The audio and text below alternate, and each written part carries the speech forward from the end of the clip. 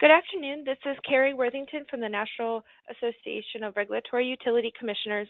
You have joined us for the second Water Thermoelectric Energy Nexus webinar.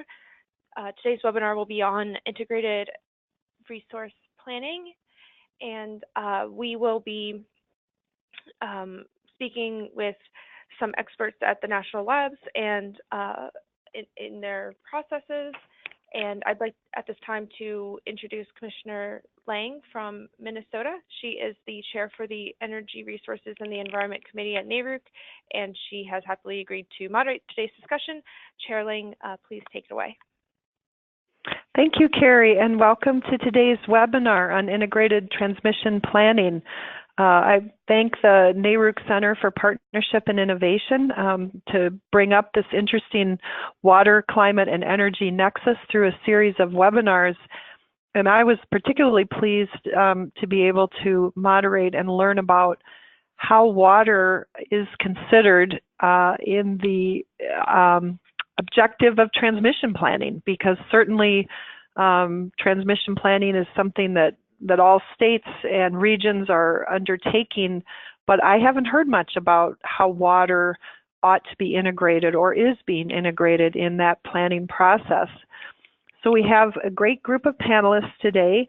Our presenter is Dr. Vincent Tidwell, who is on the technical staff at Sandia National Laboratories. We'll hear from Dr. Tidwell for about 20-25 minutes through a series of slides. And then we'll get some response from Michael Bailey, who is a senior staff engineer at the Western Electricity Coordinating Council, and also Mr. Carl Zakella, who's director of Western Transmission Programming for the Natural Resources Defense Council, and is also serving as a representative on the Western Electricity Coordinating Council. So welcome to the webinar, and with that, I'll turn it over to Dr. Tidwell. Following Dr. Tidwell's presentation, we'll hear from Michael and Carl, have some discussion amongst us, and then be eager for your questions. So, Dr. Tidwell, I'll turn it over to you.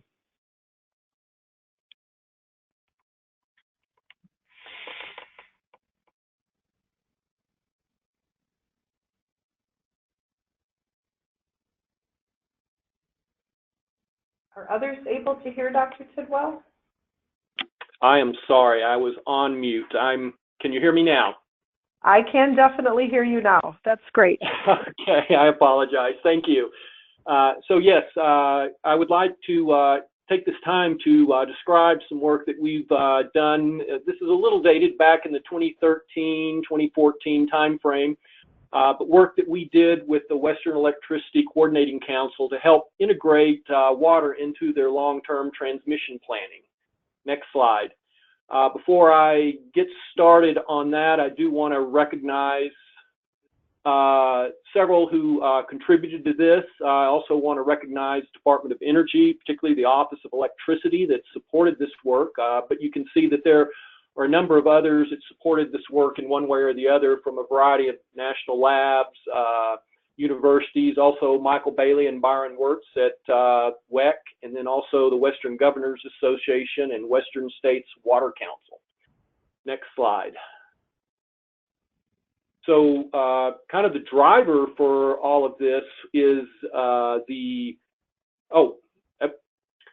first off, just kind of review what I'd like you to get out of this presentation. The first thing is just kind of a recognition of to do this kind of work, it takes some time and effort to bring these two different domains, the water domain and electric power domain, together, and to think about how we begin to integrate our planning. And critical to that integration was two particular pieces of water data. That is, we have to know how much water different types of electric power generation use, and then also we have to have some measure of water availability and where water might cause some kind of constraint on generation. So once we collected that kind of information, other things that we learned is that ultimately the water footprint of the electric power system is largely driven by our decisions about the types of generation and the types of cooling,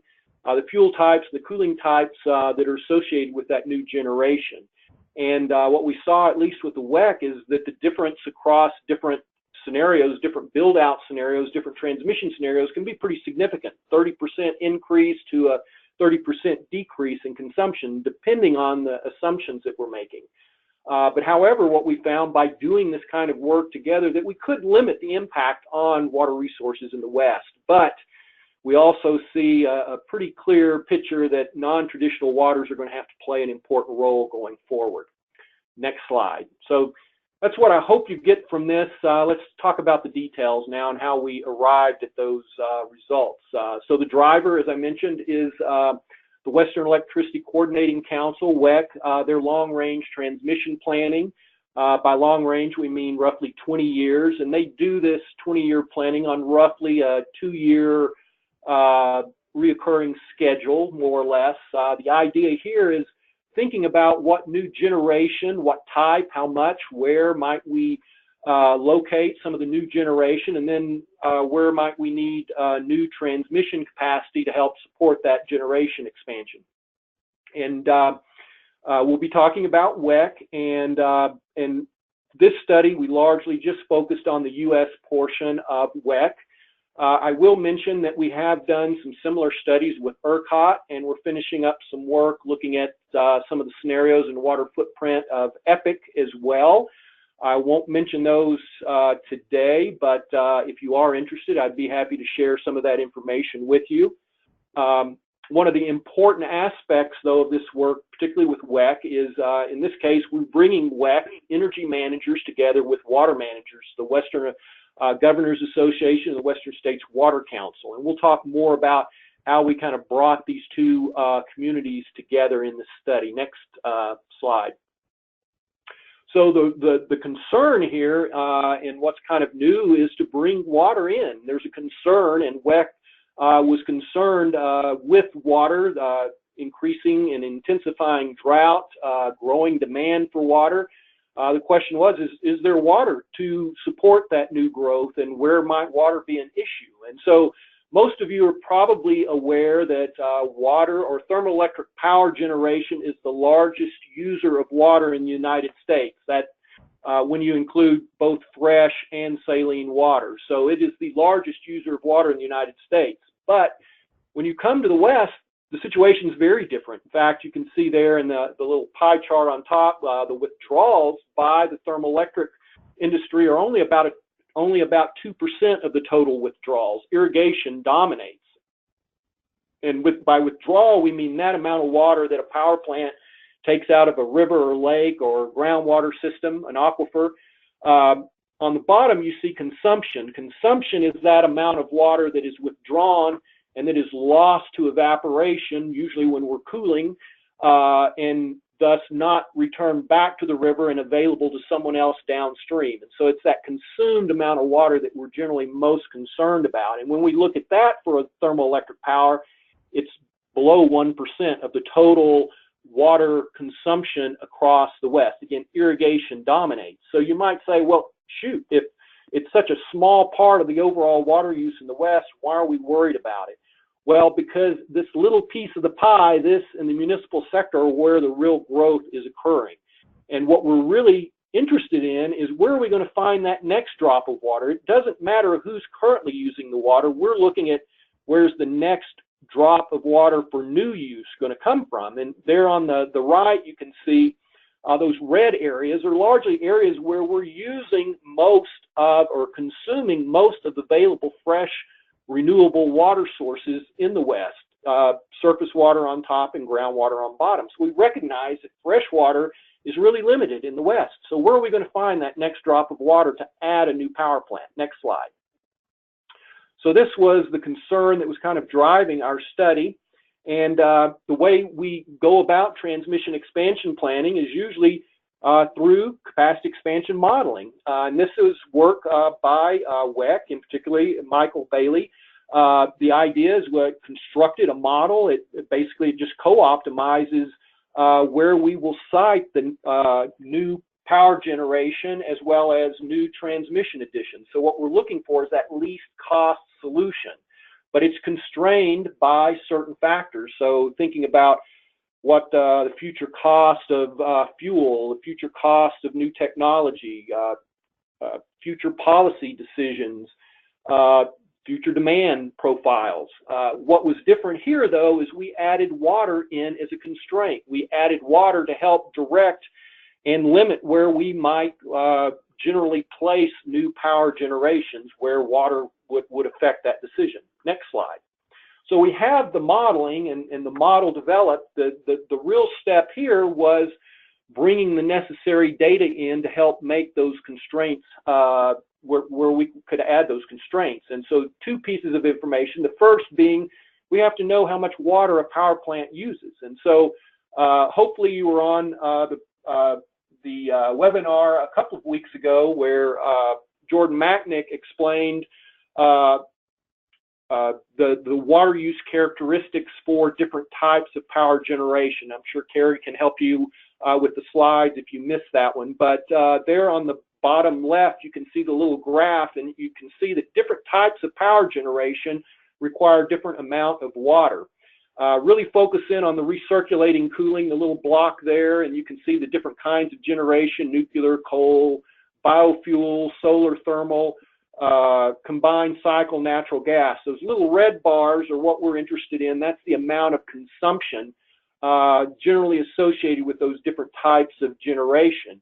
And the reason we're looking at recirculating cooling is that most generation in the western U.S., at least freshwater generation, uses recirculating cooling, and all new generation is going to use recirculating because of some EPA rules. So that's why we focus on this. And so you can see that, you know, most of those generation technologies are fairly high, but then you really drop down when you get to natural gas combined cycle there on the far right, and then PV, solar, and wind require basically no water at all. So that's going to play in important as we go forward, so keep that in mind. So that gives us an idea about how much water different power plants use based on how much electricity they generate. And then by extension, we can figure out how much water current power plants are using. And so we were able to map out that current footprint of water use. The darker red or brownish color is where the water use is highest. And you can see that that's largely in the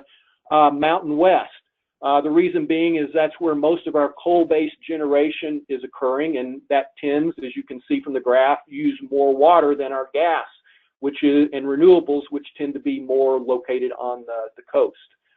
Next slide. So that gives us an idea about how much water different types of power generation use. So the next piece was, well, where might water be a limiting factor? And so we need some kind of metric that gives us an idea of where water is available for new use. And so there's a bunch of metrics out there that people have put together, and but there's some problems with those. Next slide. What they lack is, for the most part, others have failed to consider alternative sources of water. Usually we just focus on fresh surface water, but there's also fresh groundwater supplies, there's wastewater, recycled wastewater, brackish water, etc., that we also need to consider, and which we have done here. The other very important part are the institutional controls that are placed on water use. That is, things like compacts, Indian water rights, environmental flows, and water rights. And so these past metrics don't include that kind of information, yet it's very important. Just because there's water out in front of a power plant doesn't mean that they can take any water out of the river because of these institutional controls. So we need to include them, which we have here. The other thing is that as we start talking about other sources of water, we need to consider cost, because it's more expensive to use brackish water because we have to treat that water before we can use it. And so that treatment costs money. And then finally, we also need to put all of these different sources of water in the context of growing demand. Thermoelectric power isn't the only sector that's using more water. Cities, industry are using more water, so we need to understand what other competition is out there for this limited supply of water. So next slide. So how did we go about developing these water metrics in terms of for water supply, water availability? Well, we realized we were well over our heads there, so we worked directly with the states to understand what they say is the availability of water. Ultimately, states have the final say in who gets to use what water.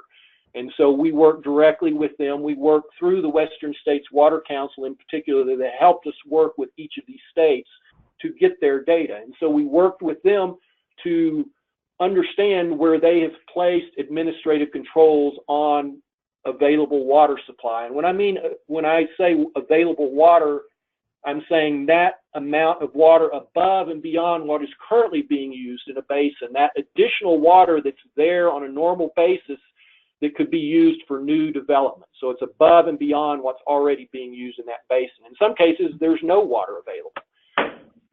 In some cases, though, the states haven't made those determinations because the water is not that limited. And so in those cases, we just calculated a water availability. And we worked with these water managers to come up with a consistent measure of availability for these different sources of water that we could apply across all the states in the U.S.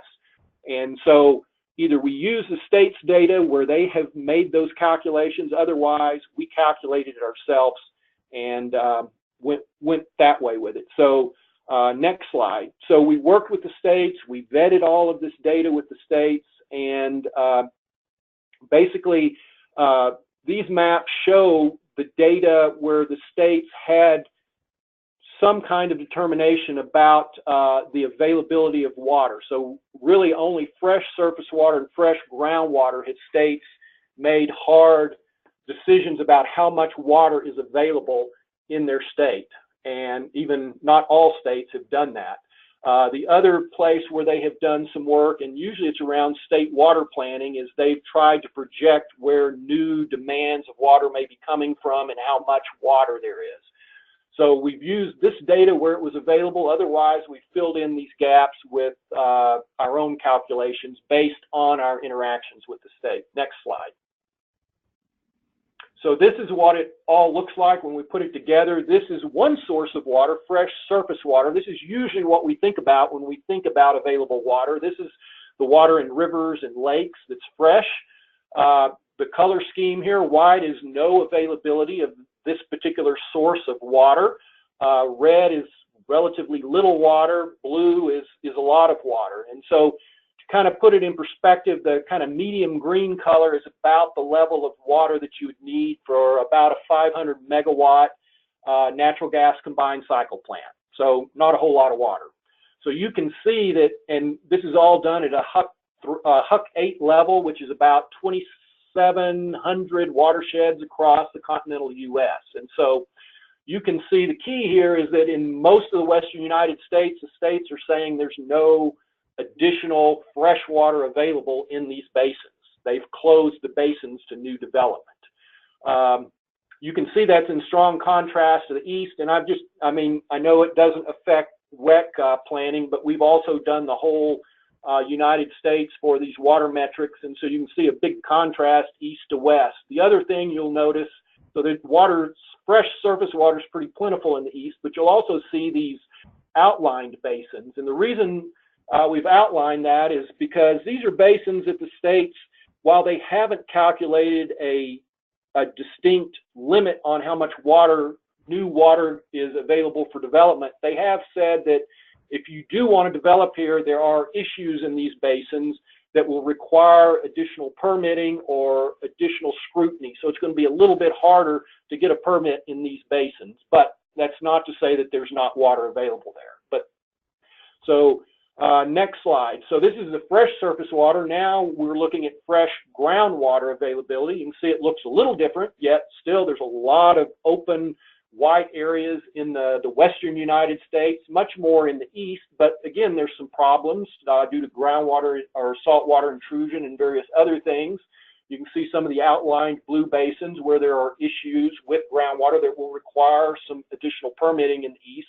In the west, you also see how some states stick out, you know, like Nevada, South Dakota, or Oklahoma. That's because they have particular rules they've calculated limits, and they're different from just the general way we would calculate these parameters otherwise. So here you can see the effect of state institutional controls on water management in their state. Next slide. This is what we call appropriated water. This is the water that's owned already, usually by a farmer, but could be sold. The water rights could be sold to another user, like a thermoelectric power plant. And you notice it's only in the Western United States, because that's the only place we have water rights that we can transfer this way. And so what this is telling us, and this is right here, I mean, we could transfer a lot more water, but to do so would really disrupt irrigation. This is basically just the water the states say, just through natural attrition, which we're seeing in the West, some land going fallow and people selling off their water rights due to a variety of reasons. But this is just kind of the natural attrition in irrigated land, moving that water to other uses. Next slide. This is wastewater. Again, you see a big difference east to west. There's quite a bit of water in the east, partially because of the higher density of population. But in the West, also the water rights come into play. The water that's discharged by a wastewater treatment plant is often owned by someone else downstream. And so that water is not really new water. It's not available for use. It would have to be offset. And so that's why you see so much open area without any available water. Next slide. And this final one is brackish groundwater. And here, this data is really lacking. Now, the USGS has just recently done a survey that will improve this, and we're working to update this particular map. But it gives us an idea of where brackish groundwater is, but it's largely more of an issue about where studies have been done to identify this source of water. Next slide. So as we also mentioned, we also need to kind of put the context of where water is available. This is new water that could be available for use. We also need to know what kind of competition we're facing. And here you can see again, the red color would be where new demands for water in these basins. This is just new water use would be high.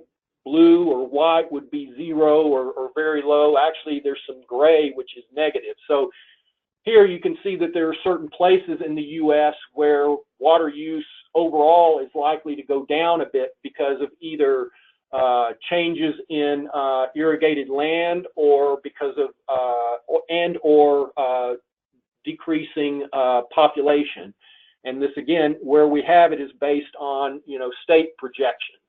You can see other places where cities and others are growing and will require additional water.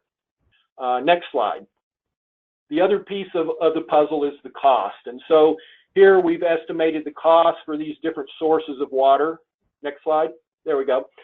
You can see we've assigned zero cost to fresh surface water, and for the most part, and it is, there is permitting, there is, tying the water into your power plant, so it's not totally free, but in general, those same costs apply to these other sources. So we've just set it to zero and then added cost. The other's groundwater. It's the cost to put in wells and lift the water. The appropriated water is the cost to buy that water right off of another user. The wastewater is to buy the water off the utility, convey it, and then treat it. And then finally, brackish groundwater is to build the wells, lift the water, treat the water.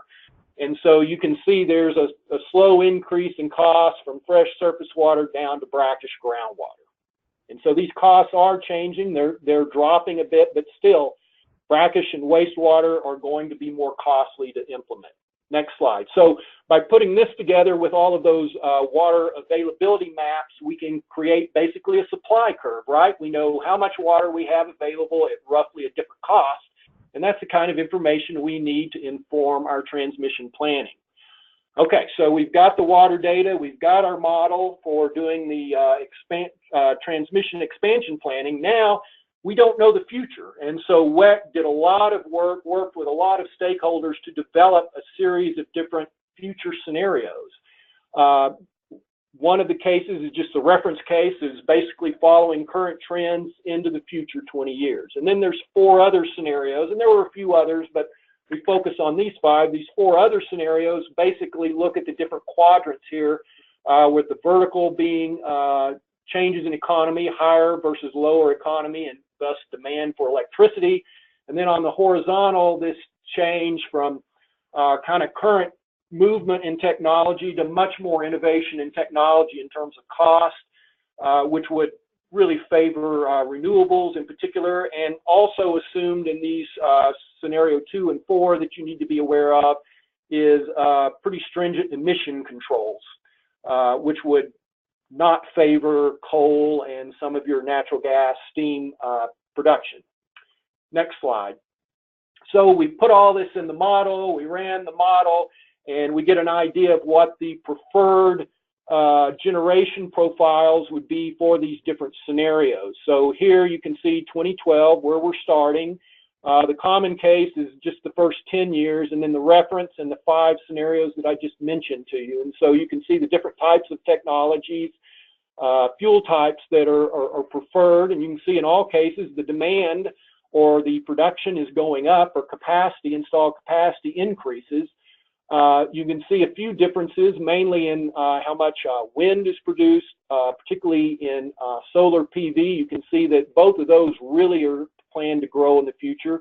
You can see some changes in natural gas, and in there it's hard to see, or you can't see here, but there's a shift from steam to combined cycle natural gas. And then, very importantly, notice for scenarios 2 and 4 that coal is totally missing out of those. And those are, again, the 2 that have the high emission standards. So the important thing is to see that, you know, this growth in demand, most of that is being fulfilled with solar, PV, wind, and natural gas combined cycle. Next slide. And so, very importantly, these decisions about the future makeup of that new power generation, both what we're retiring as well as what we're building, really affects the water footprint in the West. And so on top here on the left, you can see the withdrawals, 2012 is where we're starting, and then how, you know, the future is changing. And you can see in all of these 5 cases, the water withdrawals drop. The green is what we've added, and you can see that's very small because we're all that's recirculating cooling, which uses or which withdraws relatively small amounts of water. Most of the withdrawals in the West are for coastal saline water. That's the red, and basically why all of the withdrawals drop is because we're closing several plants on the coast, which are open loop cooling, and so that drops all of them. And then you can see the big drops in scenarios 2 and 4 with the fresh water, and that's because of the displacement of coal generation for renewables and natural gas combined cycle and closed loop plants. So we see that decline. And you see this all over the U.S. going on. Consumption's a different story. You can see that in 3 scenarios, consumptive use goes up by about 30%. Whereas for 2 cases, it goes down by 30%. You can see that the amount of added new water use or consumption is about the same in all 5 cases, because in all 5 cases, all we're adding is either renewables, PV, solar, or wind, which don't use much at all, or natural gas combined cycle for the most part. And so that's all pretty uniform. Where the big differences are in cases 2 and 4, where we're displacing coal generation and replacing it with renewables and natural gas. And so we see this very big 30+% decrease in consumption in those cases. Next slide. So what does this all look like when we plot it out on a spatial basis? And what we're really interested in is, where did these water constraints come in? So where was the availability of water a limiting factor of putting new generation in a particular location? And so here are the 5 different scenarios we've been talking about. You can see all the little dots on there. Those dots are the hubs where WEC did their calculations about where they would add new generation. And you can see that only those few hubs that are outlined in black there. There's 8 of them across these 5 different scenarios. Those are the only places where water constrained generation. So in these areas, we would have liked to have added more generation, but there wasn't enough water for, well, at least thermoelectric power generation. And so those are the only cases where water became an important constraint. Why? Well, because we made some important assumptions about most of the new generation would be either renewables, which don't use a lot of water, or natural gas combined cycle. If we had assumed a lot of coal or nuclear, this picture would be very, very different. The other is that it's highly distributed. The new generation is distributed over all of these nodes, so it helped to avoid, overloading any one particular location. So while water played a constraint in certain cases, it wasn't in a lot of locations. Next slide. We then took this data and then were able to distribute it to the watersheds and look at the overall impact on water resources. And so here the different colors correspond to how much new or what the change in water use for thermoelectric power generation would be across the West. The warm colors are where water use goes up for thermoelectric generation. The greens and blues are where water use goes down.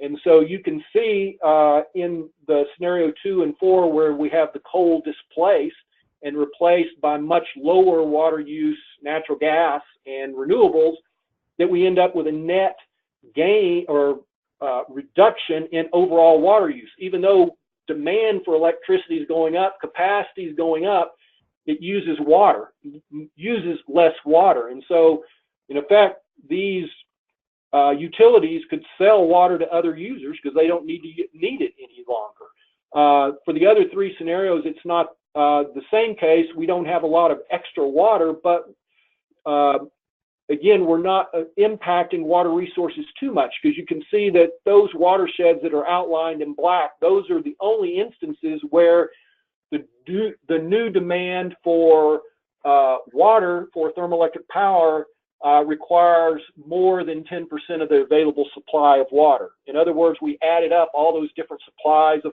available water, and then we looked at how much new water the power plants would need, and is only in those few cases where it needed 10% or more of that available supply. And usually it was only a little above that 10%.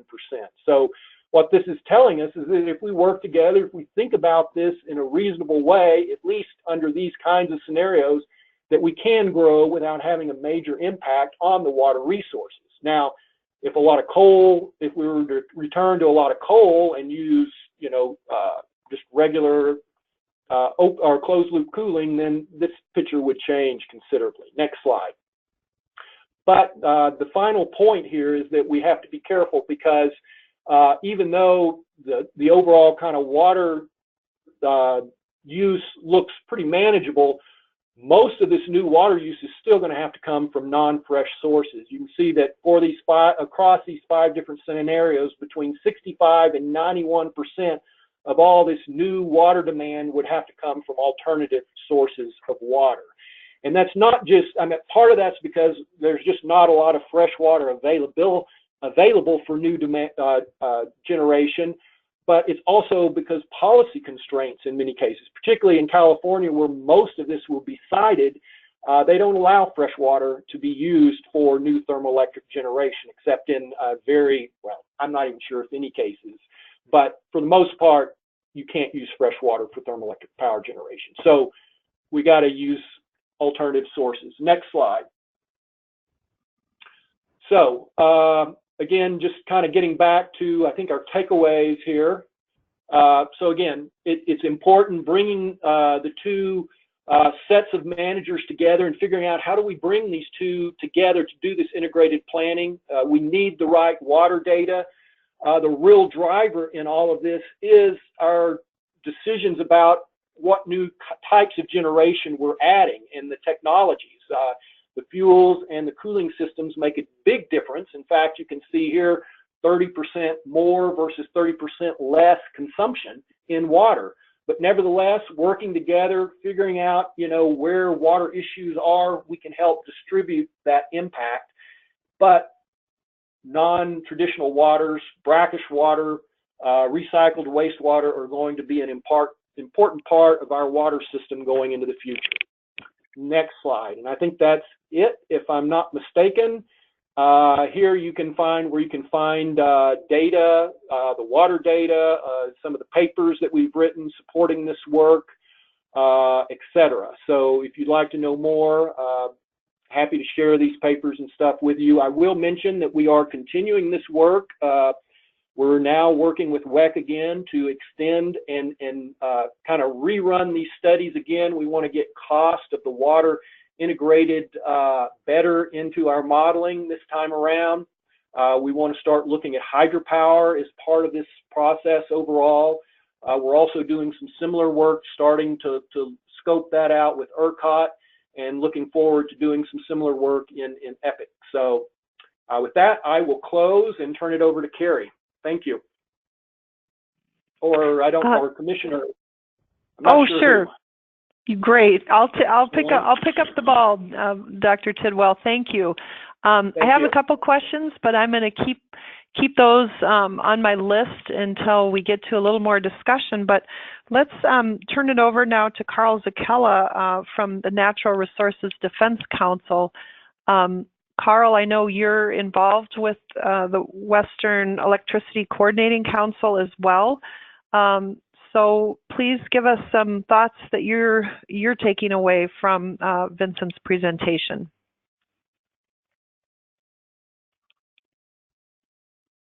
Let me unmute myself first. Thank you, Commissioner Lang, and thank you, Dr. Tidwell, for this presentation and the work that was done. Extremely interesting, extremely valuable.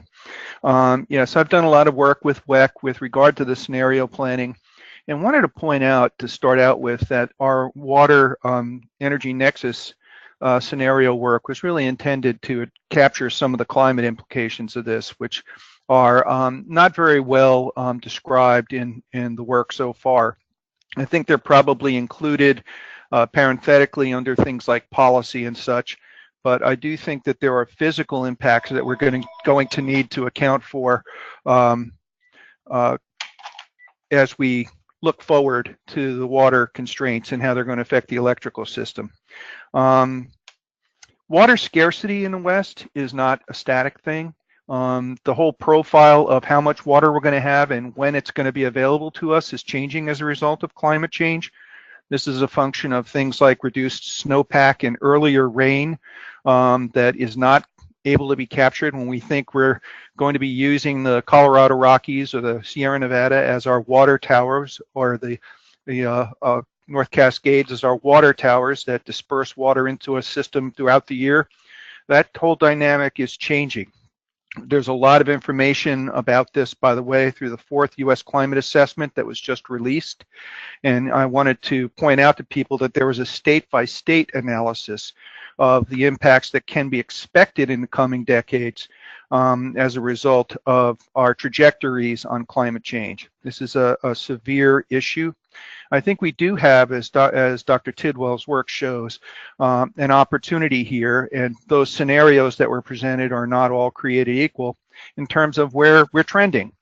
And I think the trend that we're seeing actually in the Western interconnection right now very much favors those scenarios 2 and 4, which are the higher renewable energy scenarios.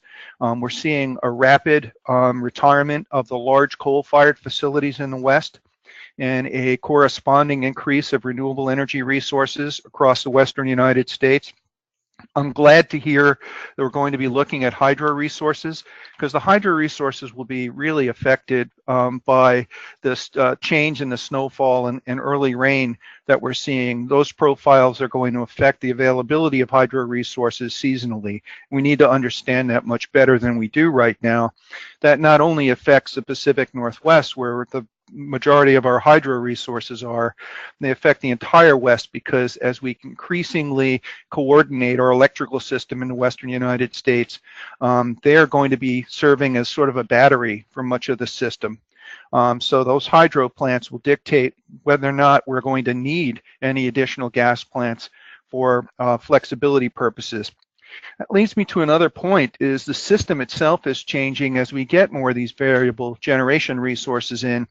The assumption that combined cycle natural gas is going to be playing an increasing role may be incorrect.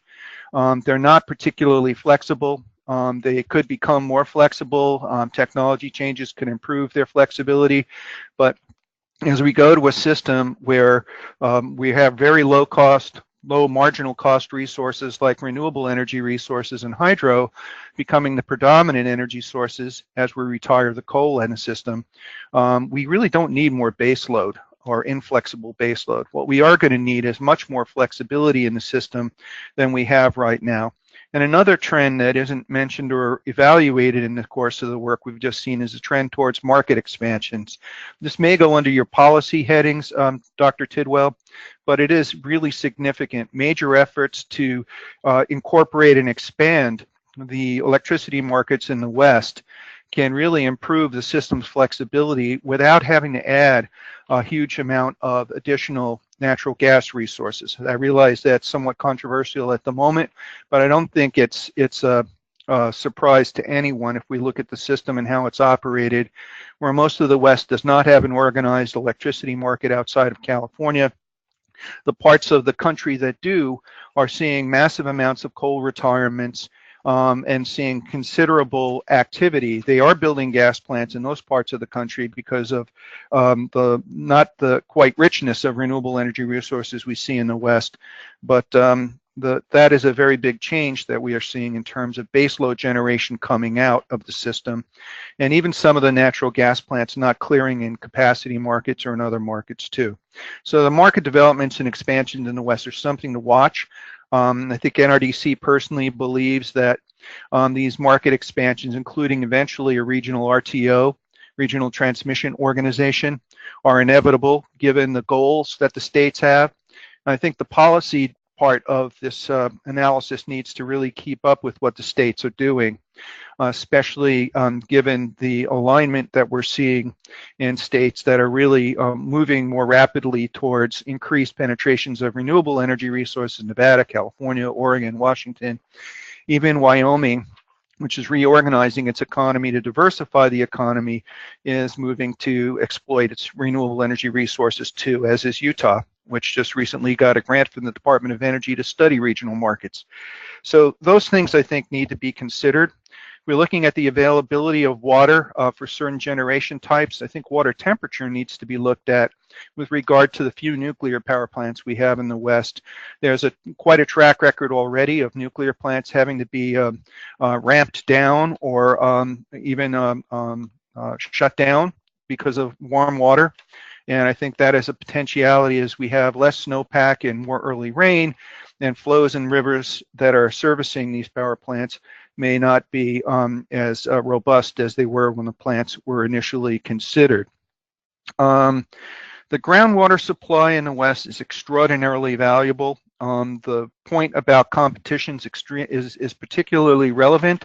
We can't just assume that treated groundwater would be immediately allocated for electricity use. It may not. There will be quite a fight over who gets that water and what it's paid for, which leads to another market consideration, is that these plants may not be economically viable given the marginal cost dispatch that goes on in regional markets. This is something I think that we're seeing occur more and more. If you increase the cost of your resources and the operations of your plant, your water costs increase, you may not be dispatched because you're out of the money. I think, there's more I could say, but I don't want to take up all the time here. I want to leave Mike some time too, but I appreciate this work, and there's quite a lot more to think about. Yeah, I appreciate the comments on the different configurations of the systems in the West without having that organized market, and how that organized market enables some of the fleet transformation that we're seeing, certainly here in the Midwest. But I'll turn it over for some reaction too now to Michael Bailey, Senior Staff Engineer at the Western Electricity Coordinating Council. So Michael, take it away. Thank you, Director Worthington. Thanks, Chairman Lang, Dr. Tidwell, and Carl.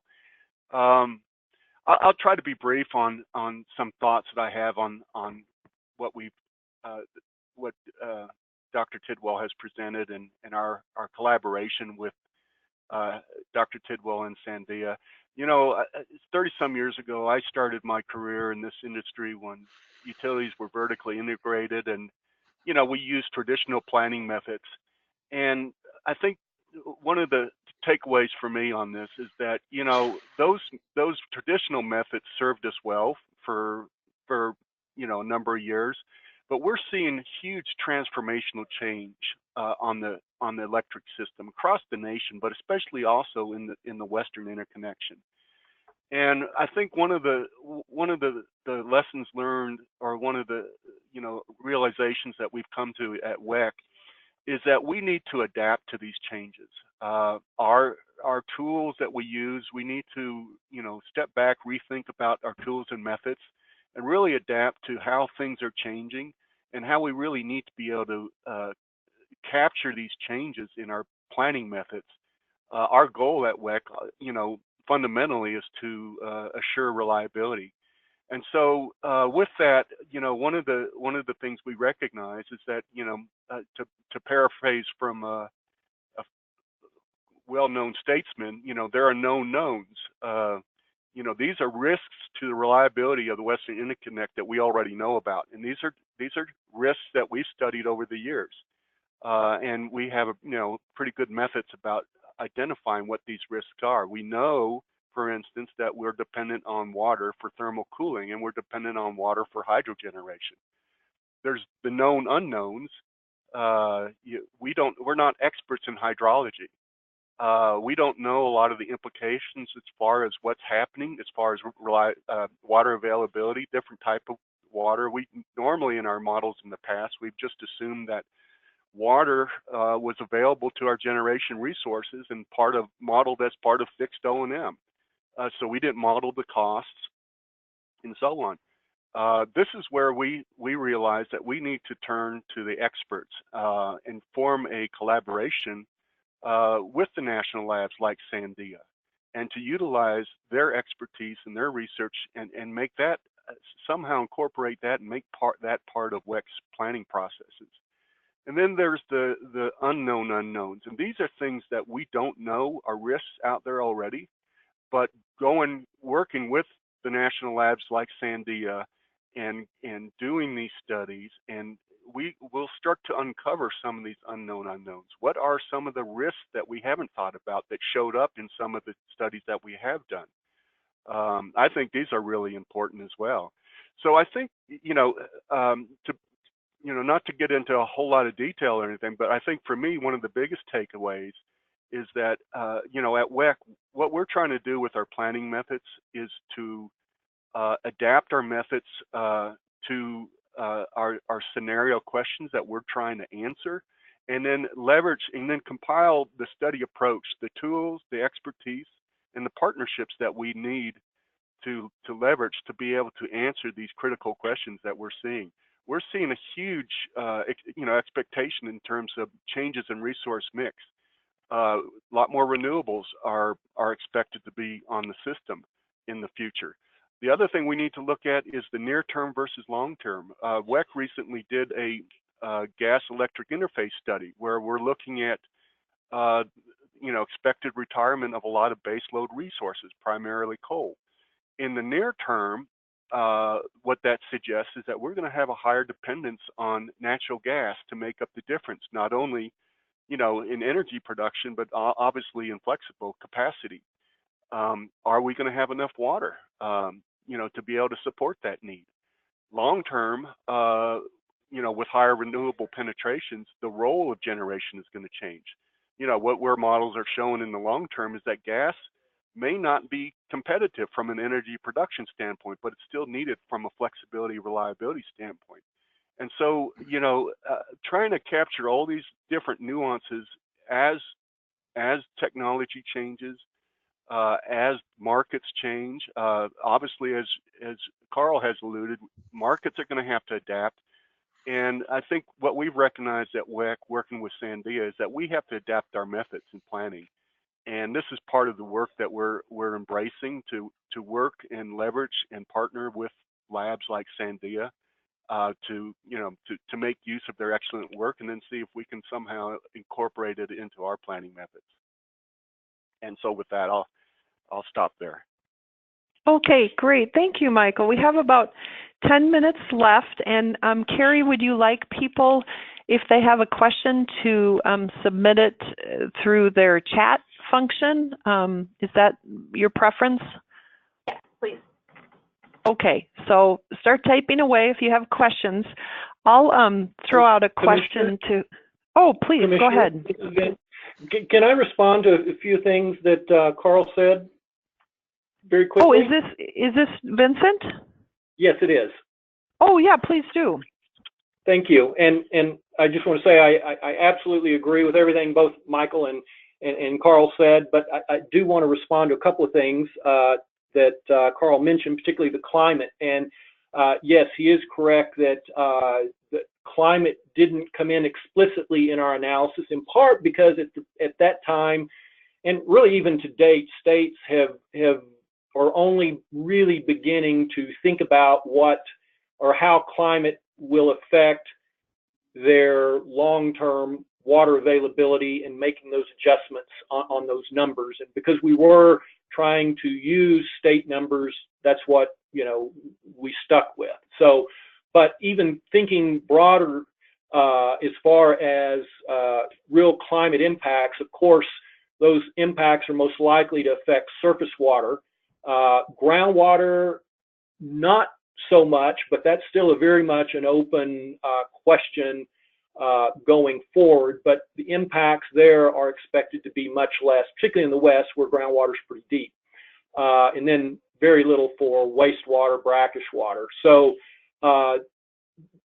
and if you remember looking at the maps, there's not a whole lot of surface water. So regardless, that was a relatively minimal option for most of our analyses. So I'm not sure to what extent climate will play in.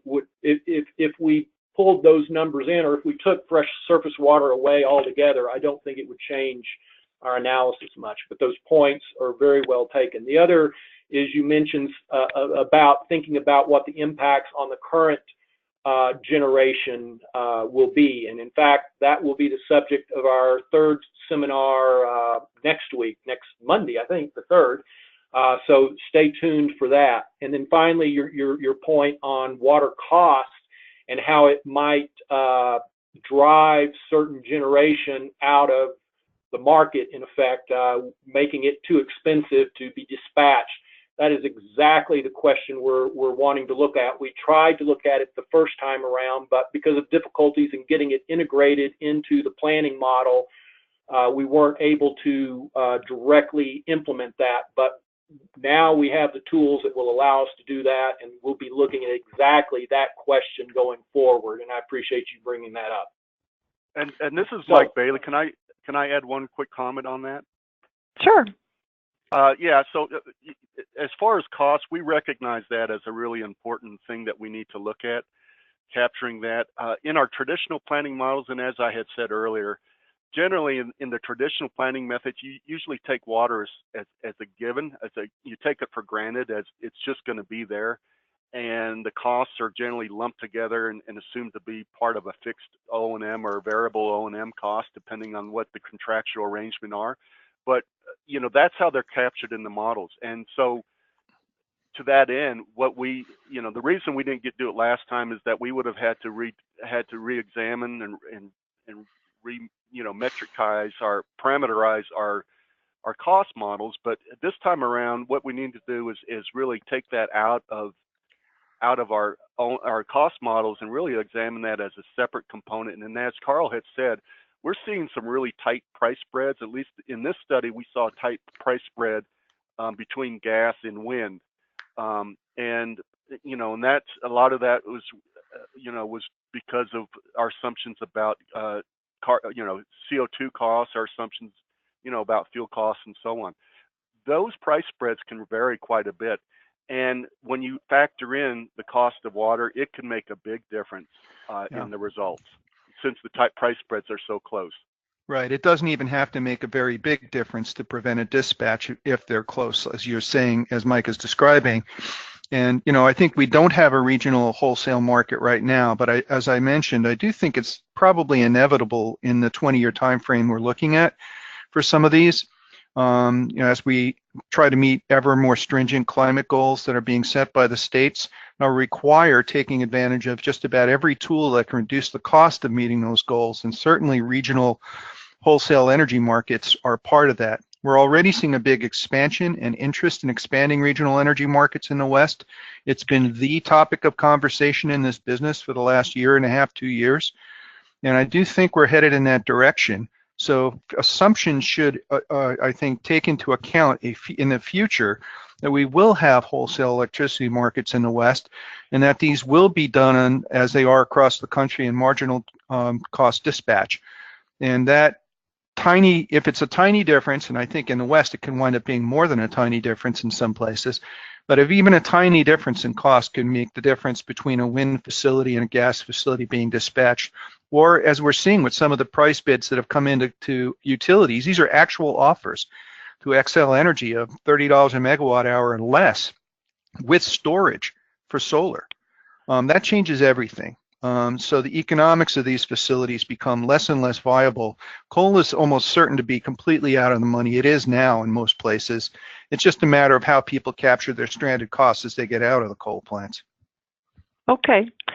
So, Kerri, I'm not seeing any questions on my chat bar, but are you? Am I missing anything? I'm not seeing any questions coming in, correct? Okay. Well, let me lob one out there because I'm fascinated by this because we have a robust IRP planning process, integrated resource planning process in Minnesota. We think a lot about the cost of new generation. We include externalities for air pollutants.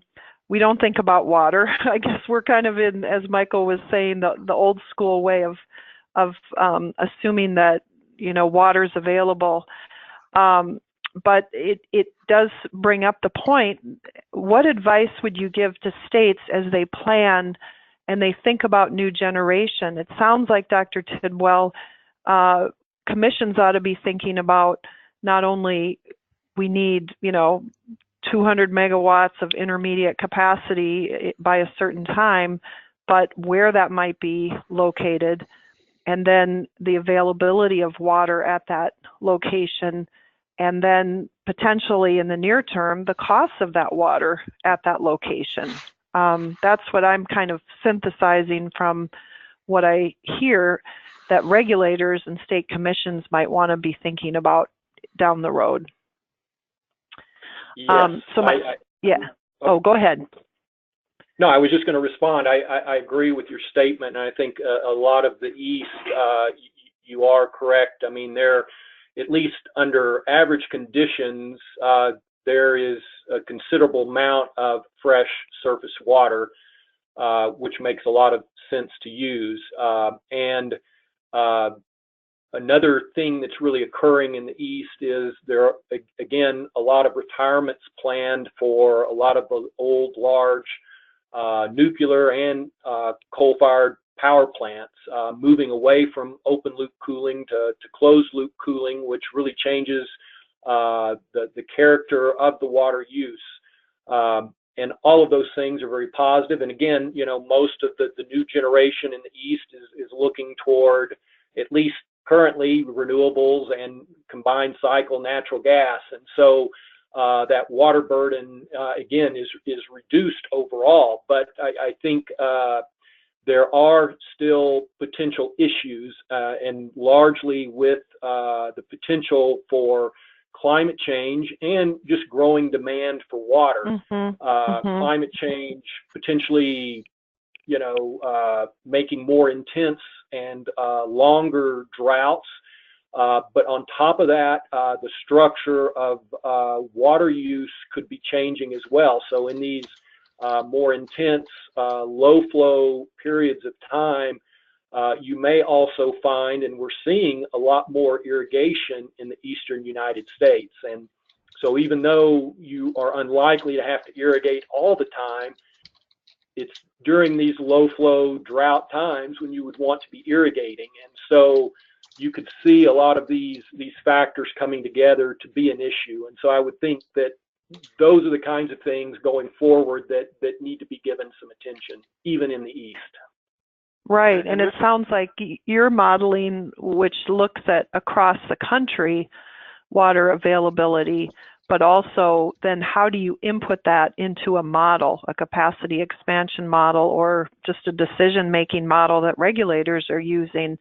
How do you input the water availability and cost into that model? That sounds like that's the frontier that WEC is working on. Yeah, this is Mike Bailey. Can I just try to add a few thoughts on that subject? Yep, and then I think we'll have to close, right, Kerri? Because we'll conclude at 1. Is that correct? Yes. Okay. Well, yeah. So go ahead, Michael. About 8 or 9 years ago, WEC decided that it needed to have a longer outlook on its planning. In the time, it was using production cost tools to really look at 10-year models, which were pretty well, what you had in your 10-year model, you pretty much understood what kind of resources you were going to have in place, what your transmission was going to look like, and so on. That was, in large part, was defined by your integrated resource plans and so on.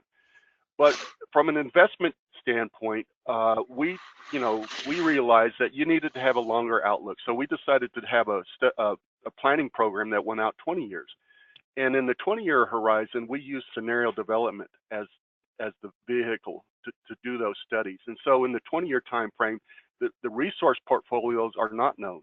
The transmission expansions are not known. That's what we're trying to understand. That's what we're trying to discover. And what's the inputs to those models are the scenario development, the drivers that we look at as part of scenario development, and how the narratives that come out of that process. So we'll go through a workshop with our stakeholders. We'll develop these scenario narratives. And then once we have these narratives, then we'll transform those into models. And then we'll do a co-optimization of transmission and generation together, which includes, the water dependence. So just in short, that's what I would say is that for the longer term, scenario development we found as a invaluable tool. Mm-hmm. And I may follow up with you, Michael, offline, because what we didn't quite get to, and I'm interested in, is then how do you take this information and relate it to transmission planning, because you not only have the location of generation, but then you have to think about maintaining reliability of the transmission system across the footprint too. But I realize we're out of time, and I learned a lot, and I really thank you for your time today. I think it's opened my eyes in terms of our own planning processes to think about the water implications of our generation decisions, and I appreciate the forward-looking scenarios and some of the insights that I can take away as a state commissioner. So thanks so much, and thanks to everyone who attended. And it looks like, Kerri, there's another webinar on Monday, December 3rd at 1 p.m. Eastern, Climate Impacts on Thermoelectric Power Generation. So that'll be a great follow-up to this one. So thank you, everyone, and have a good day. Thank you. Thank you. Bye-bye. Bye now.